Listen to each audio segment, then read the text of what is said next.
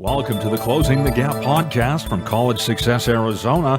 Closing the Gap is the monthly newsletter from College Success Arizona, and this is the June 2017 edition. College Success Arizona President and CEO Rich Nickel writes blog posts on occasion. The following blog post is entitled, "The Flaw in President Trump's Higher Education Budget Might Be Funny If It Weren't So Serious." And here we go. I'm going to read Rich's blog post. President Trump made his first attempt at a federal budget recently, and it makes no sense. I don't mean I don't like it. I mean, it literally makes no sense. It has a fundamental, mind-boggling logic flaw that might be funny if it didn't have such harsh impact on the lives of young people and the country's economy. Let's start here.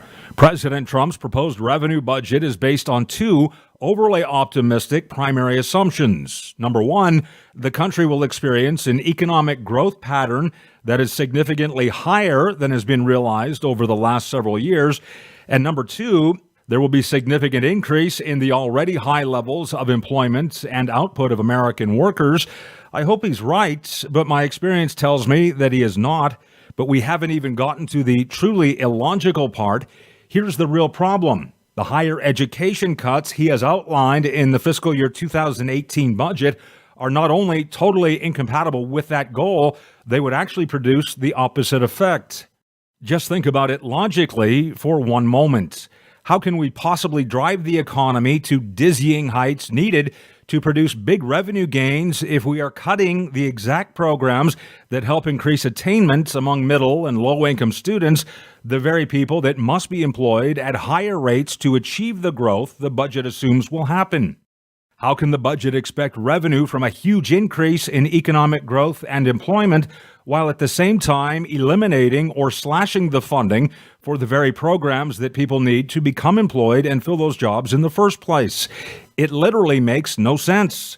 Student loan forgiveness programs and subsidies, federal work study, TRIO, and Gear Up enable the children of middle-class families and those with high financial need to obtain the education so desperately needed to help their families climb up the economic ladder. Some of these programs help the most vulnerable students, those who wouldn't be able to access a post-secondary education without substantial assistance. However, there are some folks in D.C. who do get it. Workforce experts at Georgetown University tell us that in the next few years, 70% of jobs in the U.S. will require some type of education or professional training in addition to a high school diploma. This is commonly known as post-secondary attainment.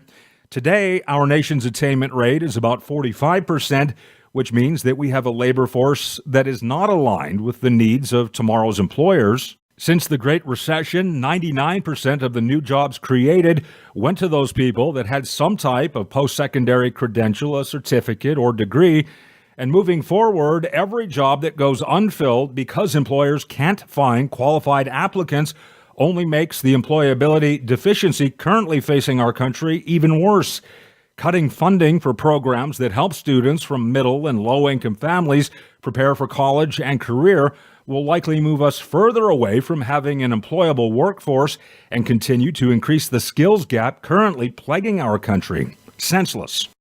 It seems simple to me. Our opportunity to drive this fantastical growth depends on improved performance of the group that today is not participating in the economy at high enough rates.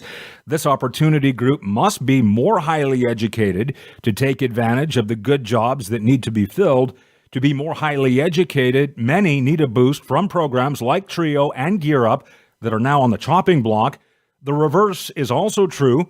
If the opportunity group does not participate at higher rates because those helpful programs are cut through the budget process, then they cannot contribute to the healthy, growing economy that President Trump's budget relies on. To increase our competitiveness and drive the economy to new heights, we should be targeting more funding to programs like TRIO and Gear Up and not reducing or eliminating it. It just makes sense. Again, that's from Rich Nickel, the president and CEO of College Success Arizona.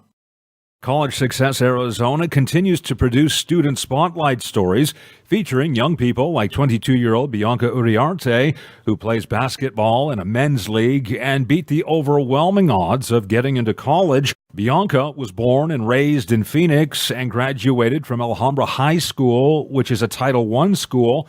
Bianca says only 9% of students, or about 1 in 10, coming out of low-income circumstances like hers will earn any type of college degree, and Bianca is hoping to help more students beat the odds like she did. I would like to start off at a Title I school. That's actually where I come from, a low-income school, so I'd actually want to return to my roots and help out the students there. I'd actually want to end up coaching as well. Later on, ended up teaching at a university level, hopefully ASU. Bianca expects to graduate later this year from Arizona State University with a bachelor's degree in education and then pursue a graduate degree. Meanwhile, Bianca says playing basketball from a young age also helped her to learn how to overcome obstacles in other areas of life. It's actually not just sports. It made me have to work hard for something to actually accomplish and get good at, because I was never really athletic. I was a natural talent, and I feel like, not being naturally athletic actually helped me out in achieving my goals and getting a lot better and working extra hard just to be good and be at where I am now. Since 2005, College Success Arizona has worked with more than 1,300 students just like Bianca, in the process providing more than $16 million in scholarships and success services to help increase the college attainment rate in Arizona. If you would like to be part of the mission of providing educational opportunity to high-potential students from low-income circumstances, your tax-deductible contribution can be made through the Donate button on the College Success Arizona homepage at collegesuccessarizona.org. College Success Arizona continues its interview series featuring College Success team members and also others working hard to increase Arizona's college attainment rate through programs and organizations affiliated and or supported by College Success Arizona. The following interview is with Christine Thompson, the project manager with Achieve 60 AZ. Well, Achieve 60 Arizona is right now an alliance of about 70 organizations that come from the education sector, from community-led organizations, business entities, philanthropy, all who have come together around the goal to increase Arizona's educational attainment, post-secondary attainment. And the goal was announced last September to have a goal of 60% of Arizonans to have some type of post-secondary credential or degree by 2030. And that effort is now becoming an organizational effort. So we're changing that alliance into an organization that will support that goal and the ongoing efforts in years to come. And how did you come to be associated with Achieve 60 AZ? Well, I've been involved in public policy for a number of years, and one of the Achieve 60 board members approached me and asked me if I'd be interested in working on the project as it transitioned into its next organizational phase. And can you tell us the best thing about your job? I'm really inspired by the cross-sector collaboration that's happening to increase the post-high school attainment. Helping to facilitate that collaboration and translate the mission of the organization into policy and action is really exciting. And why do you feel that increasing Arizona's college attainment rate is so important? Increasing the post-secondary attainment rate is so important because the rising tide really lifts all the boats. Increasing attainment for Arizonans is key for both individual opportunity and for the economic success of the state. Higher education rates are associated with lower unemployment, increased resilience during economic downturns, and higher wages for individuals. Those higher wages translate into greater economic power for the person who's getting those higher wages, but it also means more state and local tax revenues.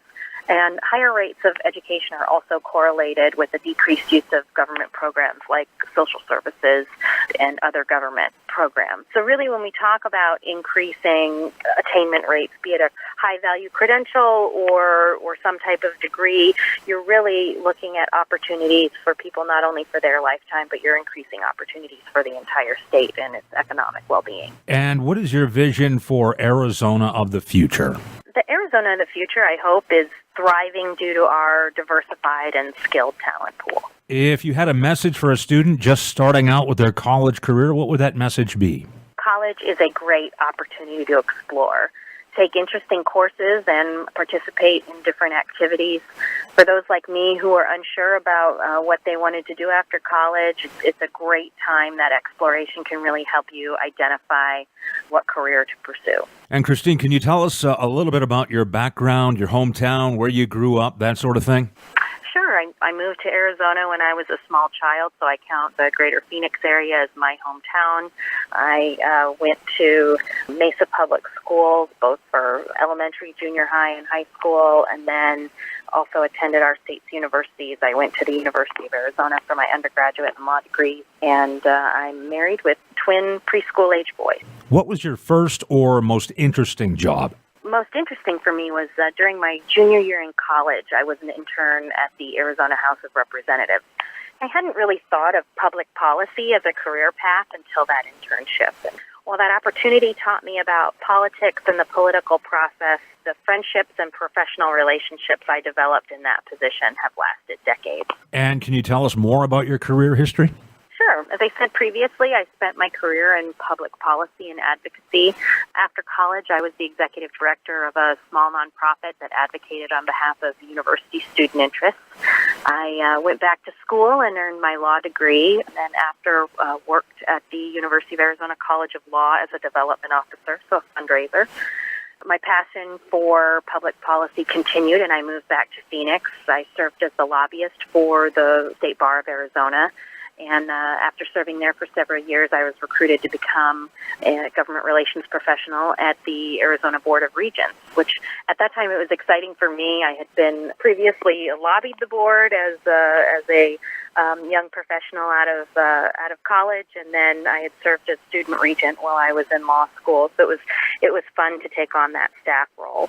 And then moving on from there, I served as executive director of the State Board of Education, and currently I'm an independent consultant. And on a more personal level, can you tell us about your hobbies, maybe a favorite pastime? Sure. I really enjoy gardening and playing outside with my kids. And do you have a culinary specialty? Well, I like to follow recipes when I bake, but I like to experiment a lot when I'm cooking in the kitchen, and my boys like to help me cook. In the kitchen, do you have a guilty pleasure? Oh, I love chocolate, so I think chocolate's my guilty pleasure. And musically, is there one band that you would listen to for the rest of your life? I think I could listen to U2 forever. That's a good choice. And what is your proudest moment? Now, I've got a lot of proud moments, but I think I have a new one every day with my twins when they learn something new and do something new. So every day is a new proud moment with my boys. And that wraps up the June 2017 edition of Closing the Gap. As always, you can learn more about College Success Arizona online at collegesuccessarizona.org.